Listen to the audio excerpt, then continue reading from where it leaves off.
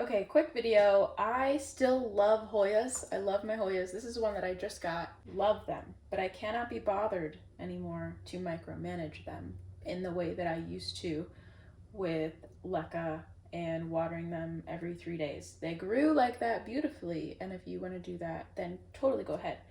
But realistically, I am severely neglecting my Hoyas, and I have found a new way that I want to pursue, and I'm going to show you that right now. So I'm currently obsessed with like terrariums and keeping plants in closed systems with diversity of bugs, other plants, and Leca can go into this system. Like you can have inert media, which is hydroponic, with nutrients and not have soil. This is actually cocoa coir.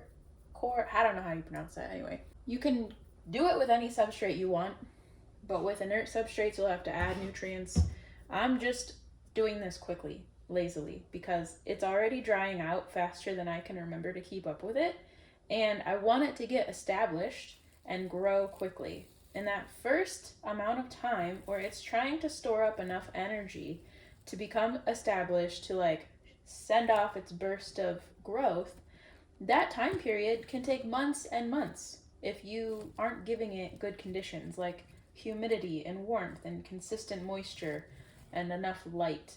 So all of those little variables, if you're making mistakes in them, it's just setting back the growth, and then you're not even going to enjoy the plants as much anymore. So I want to enjoy these.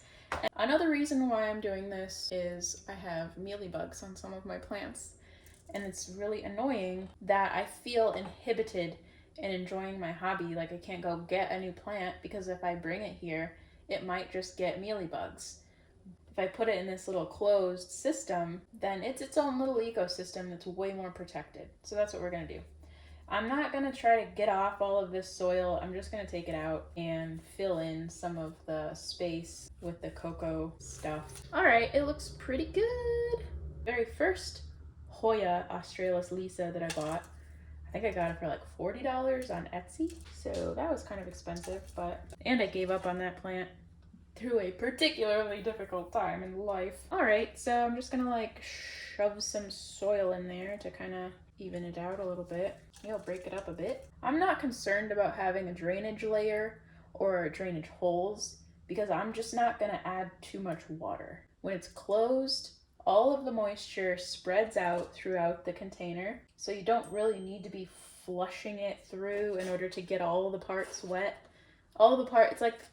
It's all gonna spread out anyway, so you don't need to make sure that you're draining lots of water through the pot. I'm sorry if I sound like I have an attitude. I have realized as I have been letting myself just be myself, I have an unintended sassy attitude, and I'm getting myself in trouble a little bit these days because I'll post videos with an idea that I'm very excited about, and I want to show people what it is or show them how to do it.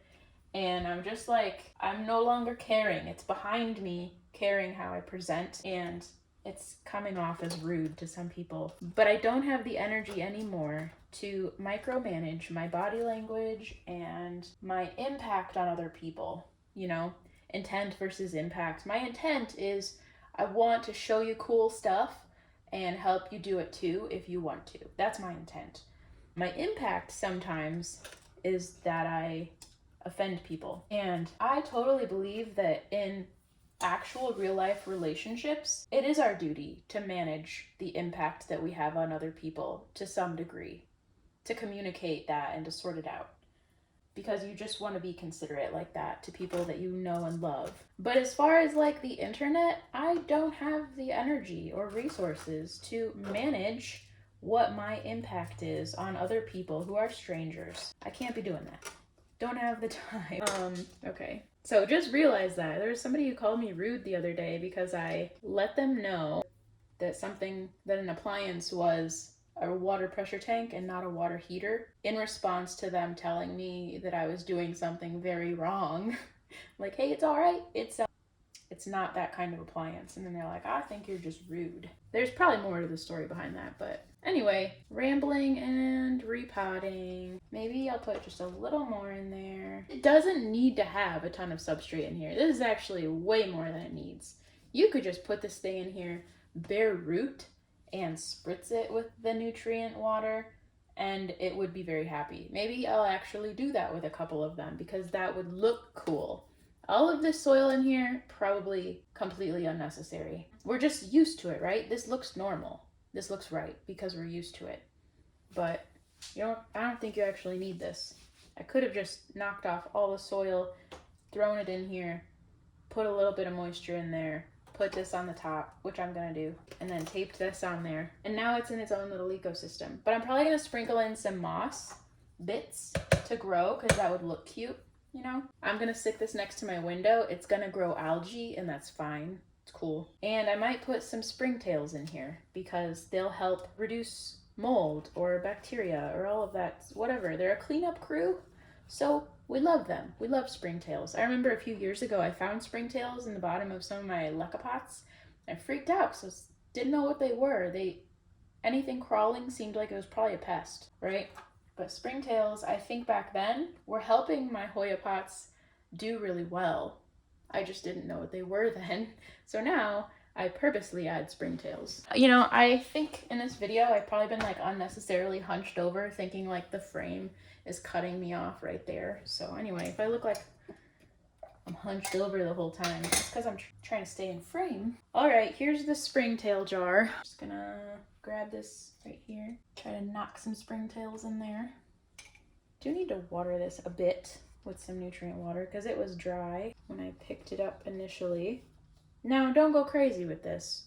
Put a little bit of water in, set it down, come back 6 hours later and look at it, see if it needs more. Because it's a lot harder to take it back out. That's why people would have drainage holes, but I don't want to have drainage holes, so I'm going to try to be conservative with the water to start off, and it's going to equalize around everything.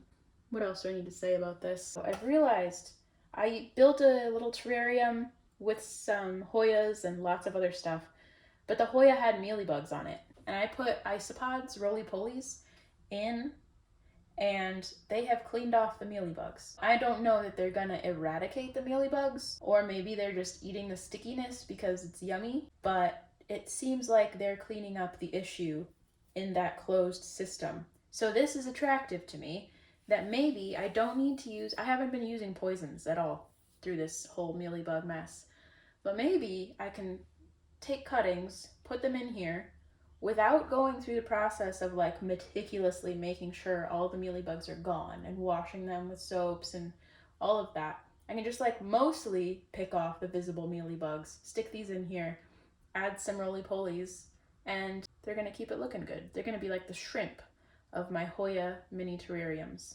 They're gonna manicure it. It's really what they do. They crawl around on the stems and I can see them. They're just like, when I Googled it, I couldn't find anything about roly-polies eating mealybugs. I don't even think they're supposed to, but they're hungry and they're opportunistic. So they're taking care of the problem for me, it seems. I don't know if you have enough water in there. It seems like the Hoyas that I have in this type of system, when it's like this. So, this is not like super attractive. You could find better ways to do this, but I just have too many plants, too much going on right now, and I'm happy with this. I'm happy to see them happy, even if the setup looks a little haphazard. So anyway, if you start to get a little bit of condensation on the sides, just a little bit, that's probably the perfect amount of moisture in there. Signals to you that there is humidity in there, but you don't want like the whole thing clouded up with water droplets everywhere. I think that might be too much. All right, so yeah, there it is. Here's one of my Hoya terrariums that's been set up for several months now. It is very happy, and this one has moss and actually a couple kinds of moss in there. Some of them, like these, are from my yard. This I got out of a pot, like a pot you can buy in the store. And then I just like used some string to make that stick to the wood, and it has put out new leaves. They're completely white, so I don't know if that's good, but it looks happy in there. This is sand from the sandbox in front of my house. I need to add more nutrients. The moss is a little bleached out, This red stuff here that is not mold, that's just roots on the moss. That was my first thought, was like, oh, is it getting moldy in there? No, they're just happy, so yeah. Okay, so when you first set this up, like if you're gonna put wood in here, it's probably gonna get mold on it at first, and that's okay. Just don't worry about it. Let it do its thing. It's gonna flash over with mold, and then it'll go away. But you probably do need to put springtails in there, because I did, and I don't know if the mold would have gone away without them. And if you're gonna use these like bamboo lid things, you need to use a layer of plastic wrap, because this will get moldy if it's directly with all that humidity. There it is. It's so much fun to watch these because I do nothing now. I do no work, and I come back and it always looks better than it did before. You know, this might not be your vibe. You might not like looking at this, but I do, especially when it's like more green. This is a little washed out, but I think some nutrients would probably help.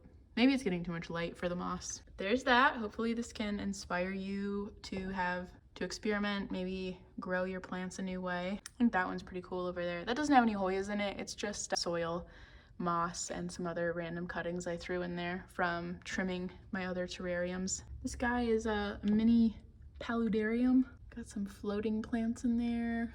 I don't know how that leaf got in there, but it has rooted. I used the string to hold it against the broken brick, and it's got some roots growing on there. Very exciting. It's got a new growth tip.